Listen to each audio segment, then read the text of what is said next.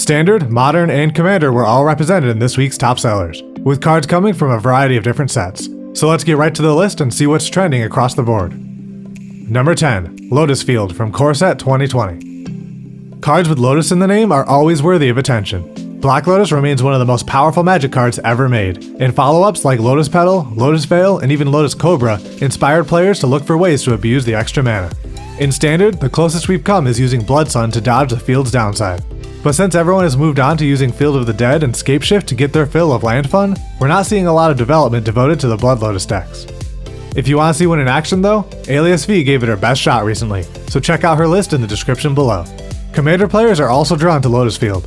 Lord Windgrace can immediately recover the 2 lands you sacrificed, or you can get them back with cards like Ramunap Excavator, Crucible of Worlds, or Splendid Reclamation.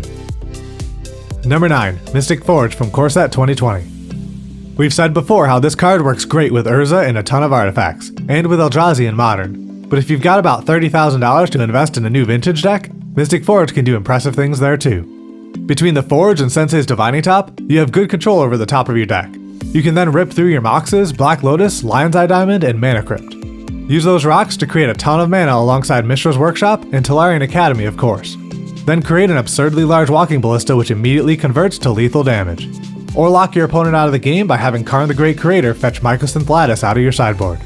It's always fun when a harmless looking standard card gets used in older formats alongside the game's classics.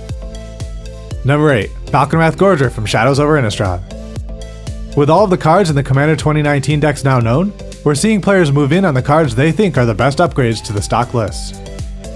Falconwrath Gorger fits in perfectly with the Black-Red Merciless Rage deck by improving its consistency. Giving all the other vampire cards in your deck madness means you get to untap the new legendary creature Anya Falconwrath and dig through your deck to find exactly the card you need. You also have the option of casting any of the vampires you're discarding as you go, giving you a way of filling up the battlefield without actually emptying out your hand. Being a member of a popular tribe and enabling a strong mechanic makes Falconwrath Gorger a must-pick card for fans of both vampires and madness. Number 7, Spank Waddle from Modern Horizons.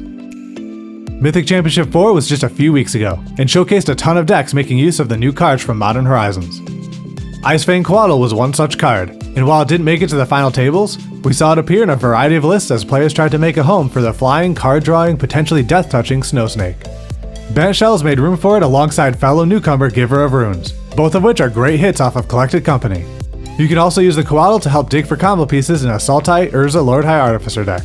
Icefang and Tarmogoyf hold down the air and ground while you assemble Sword of the Meek and Thopter Foundry. That's just a few ways this new card is already seeing action, but there's plenty more left to brew up, which makes Spank Waddle an attractive grab and an easy inclusion in our top 10 this week. Number 6, Force of Virtue from Modern Horizons. Modern Horizons quickly earned the nickname Commander Horizons as the set was previewed and players realized how many cards in there would be perfect for the format. The Commander's Quarter seems to agree, and has been finding homes for many of the cheaper cards from the set, recently putting Force of Virtue into Kaikar Wind's Fury. The deck is able to generate a dizzying number of Flying Spirit tokens, and then has multiple ways to buff them into real threats, like Glorious Anthem, Call for Unity, and Intangible Virtue. All of those, by the way, can be exiled from your hand to pay for a flashed-in Force of Virtue, which can change combat math in your favor even while you're tapped out. Number 5, the set of all 4 decks from Commander 2019. The full list for each deck is now fully previewed, and armed with that knowledge, players are pre-ordering the whole enchilada so they don't miss out on the valuable reprints and exciting new cards. The math is simple, the 4 decks together go for about $160, and the top 10 single cards from within those decks have a combined value of about $160. This means that you can buy all 4 decks, sell just 10 or 12 cards to recoup your investment, and still be up the other 390 cards. Of course, that requires a lot of money up front, so it doesn't work for everyone. Instead, you can pre-order just the singles you want over at TCGplayer.com. Number 4, Kumena Speaker from Ixalan. Vampires and Scapeshift decks are the dominating forces in Standard right now, but Yeoman5 and Autumn Burchett recently speculated that their reign could be disrupted by Merfolk. A Merfolk deck making use of Kumena Speaker, Merfolk Mistbinder, Silvergill Adept, and their friends could grow their side of the board to be bigger than the Vampires, while also remaining fast enough to pressure a Scapeshift deck. With some help from Herald of Secret Streams, the deck would be able to attack through the wall of zombie tokens created by Scapeshift and Field of the Dead. If the winner of the first ever Mythic Championship thinks Fish have what it takes to shake up Standard, maybe Kumena Speaker is just the first we've seen of Merfolk's next big wave. Number 3, Bizarre Trade Mage from Modern Horizons. Another curious case. The Trade Mage is another card that's more at home in Vintage play than it seems to be in Modern. Survival decks use Survival of the Fittest to generate a ton of value, while searching their library for specific creatures, often silver bullets like Collector Oath or Scavenging Ooze. The creatures they discard are barely a cost. Things like Basking Root Walla become free, Vengevine can come back into play, and Wonder just makes all your other creatures better.